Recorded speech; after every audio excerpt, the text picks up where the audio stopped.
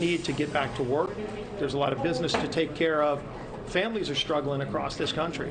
And our first resolution that we pass under Speaker Steve Scalise will be to make it clear that we stand with Israel. House Majority Leader Steve Scalise is now the GOP nominee for House Speaker. Republicans voting for him internally on Wednesday, but we're still awaiting word as to when there will be a floor vote where he could be formally elected. NewsNation political contributor Sean Spicer, former White House press secretary for President Trump, with us now. Sean, can you tell us something we don't know about this story? I mean, clearly we're saying the same thing every single day. We're in this waiting game. Is Scalise expected to get more support than McCarthy, who never really had convincing support across the House? Well, the only way I'll tell you something new is if someone just woke up, because I think we've pretty much seen what's happening. Thank you for your Adrienne, honesty. Here's the difference. Yeah, well, I watch you guys all the time. I mean, you are always on your game, so there's not much I can tell you or Markie that you don't already know. But look, I think there's a difference. The reason that McCarthy had a problem is there was a bit of a trust issue with some of the members. They don't have the same trust issue with Scalise. You've seen the dozen or so members that have expressed a concern about Steve Scalise in terms of their floor vote. It's for varying and different reasons. Marjorie Taylor Greene says it's because he's addressing his cancer treatment. Some of the others for various reasons, but it's not the same as it was with McCarthy, that same bloc that felt as though he had misled them on promises that he had given them at the beginning of his speakership.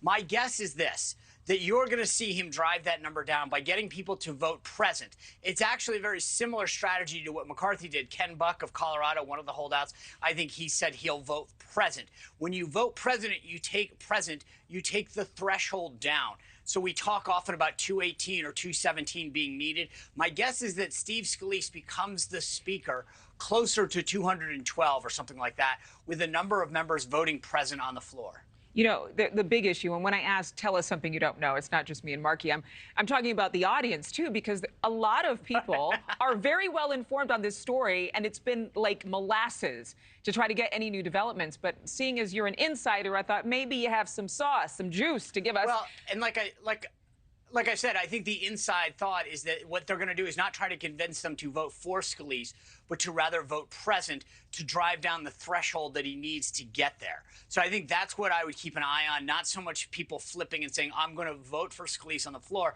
but rather can they be converted to say, I will just vote present. I think a Nancy Mace, for example, from South Carolina, she is someone who I can see saying, I'm not going to vote for Scalise, but I'll vote present, taking down that threshold that Scalise then needs to get to the majority of members voting on the floor. Yeah, we show Mace with that red letter A on her chest, saying that she's now being mistreated because she was one of the 8 Republicans who voted to oust McCarthy. I see you shaking your head with disgust, or maybe disdain, which is the right adjective. Well, look, I mean, look, in 2020, Mace proudly took Scalise's endorsement when she was running in a primary. So to suddenly say now I can't vote for him because of some past statements that he made doesn't hold up with your own personal actions. That's the problem, is that there's an inconsistency I mean, just as few as 3 years ago, she was proud to have his endorsement campaigned on it. And now she's saying that I have a problem with some of the statements that he made in 2002. It just doesn't hold water. And so some of these members are trying to become martyrs for a cause. Yeah. And again, maybe she didn't do her research back in, a few years ago, because those statements, as you mentioned, were from 20 years ago. And I still don't quite understand the context. But let's get to this. A lot of people have spoken to a lack of unity in the Republican Party, and that McCarthy did not have I don't even know what the word is, the charisma to bring together the most conservative and the most moderate members of his party. Does Scalise have that, or will this cause of needing to get a House Speaker so that we can properly respond to the crisis in Israel? Will Israel become the glue that joins the Republican Party together? I wish I could say yes. I think it's going to be, look, Steve Scalise was the whip.